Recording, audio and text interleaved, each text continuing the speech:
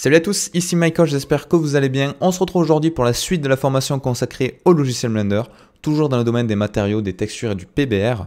On va voir aujourd'hui comment changer en temps réel la couleur d'un objet par exemple. Souvenez-vous, la dernière fois, on avait vu comment réaliser à partir de textures importées du site CC0 Texture, comment réaliser ce matériau PBR de métal. Aujourd'hui, on va voir simplement comment obtenir ces résultats-là sans changer, j'insiste bien, sinon ce serait trop facile, sans changer le fichier de base. Donc ça permet d'alléger le fichier Blender parce qu'on va avoir une seule texture et en la modifiant avec le shader editor, on va pouvoir par exemple indiquer à Blender de changer sa couleur, de faire un petit dégradé de couleur, de changer un petit peu cet aspect métallique et tout ceci grâce aux nodes editor. Donc au premier abord ça peut paraître difficile, on a des multiply, des color ramp, des gradients de texture, une color ramp qui me permet de changer en temps réel, vous voyez au milieu par exemple les reflets, l'influence de cet objet, mais on va à chaque fois utiliser les mêmes textures d'entrée. Donc ça c'est très intéressant parce qu'à partir d'une simple texture unique, on peut obtenir une multitude de matériaux différents grâce au shader editor. Donc je vais vous expliquer tout ça en détail, vous allez voir c'est pas très compliqué, mais il faut juste comprendre un petit peu le principe. Donc je vais partir de là où on en était la dernière fois, donc un matériau classique. On va dans un premier temps faire une variation de couleur unique sur l'intégralité de mon objet et ensuite on verra le dégradé qui est un petit peu plus complexe, mais vous verrez que c'est juste des notions de nodes à connaître.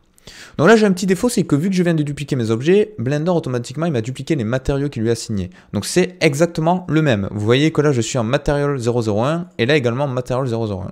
Alors ça m'embête parce que du coup quand je vais faire des modifications dans mon shader editor, ça va s'impacter sur mes deux instances. Donc je vais devoir dupliquer ce matériau pour dire à Blender que tout ce que je fais sur cet objet, c'est uniquement sur cet objet-là et pas sur les anciens. Donc le Material 001, je vais cliquer sur le petit 6 à droite, hop là, et maintenant je vais changer son nom, je vais l'appeler par exemple Material V2, et l'autre on l'appellera V3. Je vais faire pareil pour le plan, donc là, inutile de redupliquer le matériau, je vais resélectionner celui de la sphère du bas, comme ça je suis sûr que ces deux objets auront exactement le même. Donc je clique à gauche, et je vais sur Material V2. Et du coup maintenant, on est bon. Alors comment indiquer à Blender que je veux changer la couleur de diffusion de mon métal ? Bon déjà si vous avez bien compris, vous devez vous douter un petit peu qu'on va toucher à cette node là et pas aux autres. On ne veut pas changer le côté métallique, on ne veut pas changer le côté roughness, on ne veut pas changer le normal mapping qui permet de rajouter une sorte de relief sur mes surfaces en fonction de l'éclairage, je le rappelle. Donc on va vraiment toucher à cette couleur là. Donc déjà remarquez que si je déconnecte cette couleur là, on a un effet de métal qui va apparaître par défaut avec cette couleur là de base color. Donc je peux facilement choisir un métal, vous voyez, de n'importe quelle couleur. Donc par exemple un petit peu doré, comme si on avait de l'or. Vous voyez, on peut obtenir quelque chose qui est assez sympa. Mais du coup, là, l'inconvénient, c'est que on va avoir une couleur linéaire, ici, sur l'intégralité de mon objet. Alors que là, on avait vraiment des petites variations de couleurs qui étaient assez sympas, qui étaient très minimes, mais assez visibles en fonction du point de vue. Donc ça, c'était l'avantage. Donc si vous déconnectez carrément le base color, c'est vous qui allez définir la couleur sur l'intégralité de votre objet, et ensuite, lui, malgré tout, il va garder le métallique, la roughness et le normal. Donc ça peut, dans certains cas, vous aider à choisir quelque chose d'assez cohérent. Moi, ce que je vais utiliser, c'est une node que je peux rajouter avec Shift A, qui s'appelle Mix RGB. Alors si vous vous souvenez plus où est-ce qu'elle est présente, si c'est dans Shader, Texture, Color, c'est vrai qu'au début, il y en a beaucoup. Donc sachez que le Mix RGB est dans Color, juste ici. Sinon, en haut, vous avez le Search, et vous pouvez taper Mix, et là, vous allez avoir le Mix RGB, et j'ai juste à le mettre ici. Alors le mix RGB, comment ça fonctionne? On a 3 entrées et une sortie. Donc on a une sorte de fusion qui s'exécute au niveau du traitement de celle-ci. Comment ça fonctionne? Donc déjà je vais relier la sortie à ma base color et cette première color au premier nœud. Et là Blender, qu'est-ce qu'il fait? Il va distribuer en fonction de ce factor la couleur 1 ou la couleur 2. C'est-à-dire que si je déconnecte ça, que je mets ici du rouge et du vert, par défaut Blender, il fait un mélange à 54%. C'est-à-dire il va faire un mélange de rouge et de vert. Si mon factor, je le fais pencher vers la gauche, c'est-à-dire vers une valeur de 0, il va prendre uniquement le premier nœud. Et ainsi de suite, vers la droite, vers 1, il va prendre le second nœud. Et ça permet de choisir du coup le ratio de ces deux couleurs. Donc si je le mets à 0, vous voyez, c'est rouge à 100%, donc ça prend que le nœud numéro 1 et ça va ignorer en intégralité le nœud numéro 2. C'est une sorte de balance en fait qui va indiquer de quel côté il doit pencher. Si je me mets à 1, il prend uniquement le vert. Si je me mets par exemple à 0,7, il va faire un mélange avec 3% de rouge et 30% de rouge pardon, et 70% de vert. Vous voyez, donc on peut vraiment régler l'influence comme ceci. Donc moi je veux le mettre à 0,5 par défaut et je vais relier cette couleur là ici à la couleur numéro 1.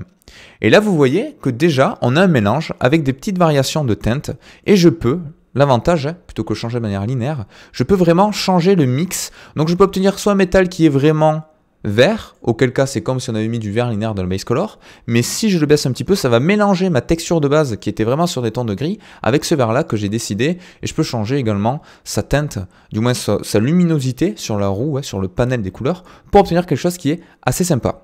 Et vous voyez, on a déjà un résultat qui est pas mal.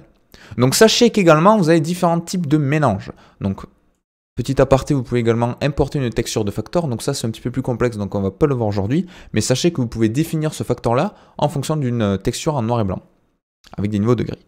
Donc ici vous avez différents types de mélanges, donc ceux qui sont habitués à utiliser Photoshop par exemple, les fusions, ben, ça correspond exactement à ça.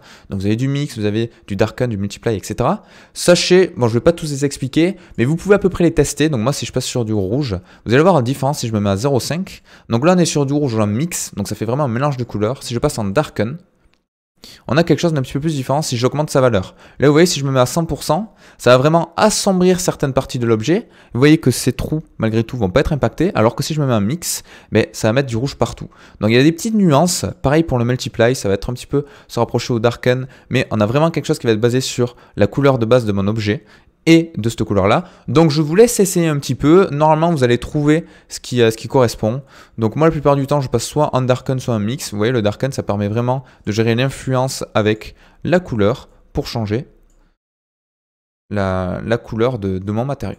Donc là, vous voyez, l'avantage, c'est qu'en termes de poids, mon fichier Blender, il va avoir uniquement besoin de cette couleur-là, qui est présente sur tous mes matériaux. Il ne va pas la dupliquer, et je vais le changer avec cette node-là. On aurait pu très bien ouvrir dans Photoshop, par exemple, la base color de base, et faire un Hue Saturation ou autre, ou un Multiply, comme on a fait un petit peu ici, pour changer, mais ça aurait rajouté plusieurs textures. Donc quand vous restez dans Blender, après si vous exportez c'est une autre histoire, hein, mais quand vous restez dans Blender, vous pouvez utiliser les nodes, c'est très pratique. Donc maintenant imaginons que je vais faire exactement la même chose avec un dégradé. Donc là ça va être un petit peu plus complexe. Pourquoi? Parce qu'on va devoir utiliser des nodes supplémentaires. Donc comme tout à l'heure, là je viens de dupliquer mes objets avec Shift D, donc automatiquement il m'a mis les mêmes matériaux dessus, donc je clique sur le petit chiffre à côté, le 4 en l'occurrence, et le V2 je vais l'appeler V3, et pareil sur le plan je vais mettre en V3, et là on est bon. Donc là, comment je vais faire? Je vais rester en darken, sauf que cette couleur numéro 2, au lieu de mettre une couleur linéaire, hein, qui est rouge, mais je vais utiliser un dégradé. Donc un dégradé en anglais, c'est un gradient. Donc je vais faire Shift A. Si je ne veux pas m'embêter, je tape grad, et là il me met bien gradient texture. OK. Et là, si je relie ma color, par exemple, à ma color 1, on a quelque chose qui est assez bizarre et pas très visuel. En fait, là, ça va nous faire un dégradé de noir et blanc. Donc vu qu'on est en darken, le résultat n'est pas forcément très visible. Donc ce que je vous conseille, c'est que pour changer carrément la couleur de ceci, de ce dégradé, je vais rajouter avec Shift A une note de type Color Ramp. Color Ramp, c'est quoi? C'est tout simplement quelque chose, donc pour faire quelque chose de plus propre, normalement, il faudrait relier le factor au factor, mais les deux fonctionnent. Hein. C'est quelque chose qui va nous permettre de convertir l'entrée qu'il y a ici avec des couleurs vraiment qu'on va pouvoir définir. Je m'explique. Le gradient de texture, il va faire ceci. Il va vous faire un dégradé, voilà, comme ceci, qui va aller du noir au blanc, ou du blanc au noir, ça dépend de la manière dont vous l'avez fait, donc du 0 au 1, de manière linéaire. Normalement, c'est pas une courbe comme ça, je vais mieux la faire, c'est vraiment linéaire, à peu près. Ça dépend, il y a différents algorithmes, mais on va dire que nous, on est sur du linéaire. Voilà, donc par défaut, on a ça. C'est-à-dire que là, on est dans du noir à 100%, et là, on est dans du blanc à 100%. OK? Le Color Ramp, ça va permettre de définir différentes valeurs en fonction de cette courbe-là. Donc par défaut, là vous voyez, ça ne change rien. Hein. Si je passe uniquement du factor ou si j'utilise ma Color Ramp, ça ne va rien changer visuellement. Pourquoi? Parce que là, ma Color Ramp, elle est bien du noir au blanc. Donc on va redéfinir des couleurs qui sont similaires. Donc vous inquiétez pas, ça peut paraître complexe comme ça, mais une fois que vous allez bien comprendre, ça va aller. Donc ma Color Ramp, par défaut, elle est pareille, elle est noire et blanche, donc ça c'est celle par défaut. Mais moi je pourrais très bien définir qu'ici, mais au lieu d'avoir du noir, je veux du bleu. Et si je mets du bleu, du coup, qu'est-ce qu'il va faire? Eh bien toutes ces valeurs-là de base de mon dégradé, il va les transformer en bleu. Et si ici je mets du vert, mais toutes les valeurs qui par défaut étaient blanches, il va les transformer en vertes. Ok? Donc mon noir sera bleu, mon blanc sera vert. Donc là, c'est pas très visuel, mais regardez. Si je sélectionne ma Color Ramp, que je prends ma node noire, je vais cliquer ici sur le noir, je vais le rendre beaucoup plus lumineux, je vais mettre du bleu par exemple, voilà. Et ici, je vais mettre par exemple du vert. Ok? Et là, normalement, si je change un petit peu cette valeur-là, Vous voyez déjà là, on a du vert et du bleu qui apparaît. Donc si je me mets en mix, par exemple, classique, et que je me mets en 0,5-50%, on a bien du vert. Alors le bleu, je vais peut-être pas valider. Voilà. On a bien du vert au bleu. Donc je peux repasser en darken et vous allez voir que ça fonctionne tout à fait.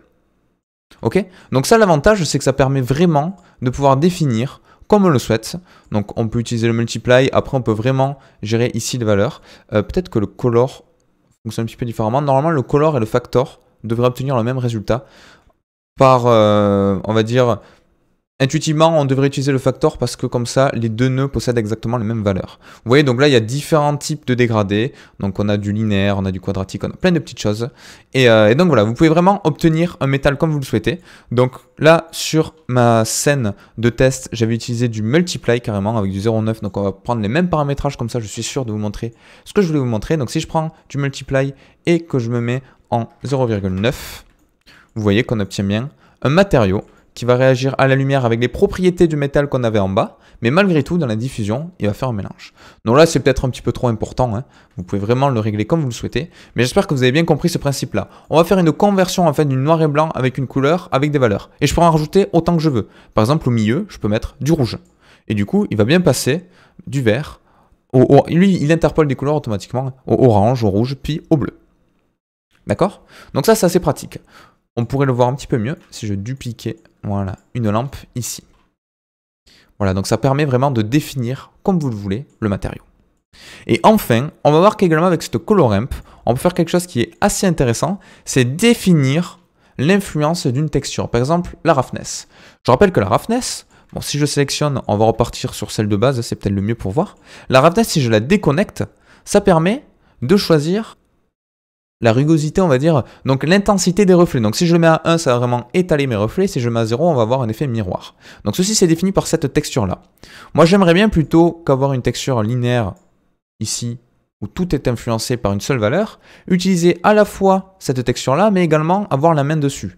Donc comment je fais? Pareil, je vais utiliser une colorAmp. Donc là, ça me permet vraiment de vous montrer les différentes utilités de ceci. Et là, au lieu de redéfinir des couleurs, parce qu'on va rester en noir et blanc, je vais pouvoir étirer ces valeurs-là. Et ça va faire quoi? Ça va faire en sorte que par défaut, mon colorAmp, il est à 0, donc noir ici, et à 1, blanc à droite. Et bien, je vais pouvoir décaler cette valeur-là. Et si du coup, ce 0-là, je le mets ici, d'accord? Mais toutes les valeurs venant de ma texture de base, qui par défaut était, on va dire, à 0,4 à cet endroit-là, hein, et bien, elle va être transformée en 0. Donc je vais pouvoir régler l'influence de ma roughness à partir de ça. Je rappelle que la roughness, quand elle est égale à 0, on a beaucoup de reflets. Donc si j'étire petit à petit cette poignée-là, je vais avoir beaucoup plus d'influence en 0. Et vous remarquez petit à petit à gauche que mon reflet va être de plus en plus lisse. Si je mets comme ça, c'est comme si j'avais ici une valeur de 0 quasiment. Hein. Mais du coup, je peux vraiment gérer l'influence de ma texture en fonction des poignées. Donc là, c'est ma texture de base qui n'est pas modifiée parce que j'ai du 0 pour 0, du 1 pour 1. Et là, je vais faire en sorte, par exemple, si je me mets ici, que toutes les valeurs venant de cette texture et qui étaient peut-être à 0,2 à peu près, eh bien on va les transformer en 0, ainsi que tout ce qu'il y a avant. Donc du coup, ça permet de gérer les reflets comme je le souhaite. Comme ça, si je ne suis pas trop satisfait de mes reflets de ma texture de base, là vous voyez, je me dis, ouais, moi peut-être que ce métal, en fait, j'aimerais bien qu'il reflète un petit peu plus à ces endroits-là, mais je vais décaler vers la droite cette node-là. Bon, si j'abuse, bien évidemment, on va avoir un effet miroir partout, mais je peux vraiment gérer les matériaux. Et la couleur blanche, ça va être l'inverse. Les côtés qui se rapprochaient de la valeur 1, donc avaient une roughness très élevée, donc des reflets étalés, mais je vais pouvoir faire l'inverse pour les étaler un petit peu plus. Donc voilà, et ça peut me permettre vraiment d'obtenir un métal comme je le souhaite, vous voyez. Là, le résultat est assez différent par rapport à ce qu'on avait tout à l'heure. Donc voilà, c'est tout pour aujourd'hui. J'espère que vous aurez appris pas mal de choses. C'est vrai qu'il y a pas mal de notions assez complexes. Petit à petit, je vais essayer de vous montrer les nodes. N'hésitez pas si vous avez des questions parce que j'ai vraiment conscience que c'est la partie assez difficile de la formation parce que c'est pas intuitif. C'est vraiment des notions qu'on ne retrouve pas partout dans les autres logiciels. Donc voilà, malgré tout, c'est des techniques qu'on utilise de plus en plus dans les créations des matériaux. Beaucoup maintenant, c'est du nodal. Donc n'hésitez pas à me poser des questions si vous en avez, notamment sur Discord. J'en profite également pour vous dire que vous avez le lien du Twitch dans la description, également présent juste en bas ici. Voilà. Donc n'hésitez pas à passer un coucou. Je suis en live tous les soirs dessus. On est de plus en plus nombreux. Donc c'est entièrement gratuit. Donc c'est twitch.tv/MichaelTV. C'est dans la description, comme je l'ai dit. Donc vous pouvez y jeter un coup d'œil. Si vous avez des questions, vous pouvez me les poser en vocal là-bas. Je fais beaucoup de live et ce serait avec plaisir si je peux vous répondre. Et si on peut discuter de tout et de n'importe quoi, ça fait toujours plaisir. Donc j'espère que la vidéo vous aura plu et je vous dis à très vite pour la suite de la formation. Ciao.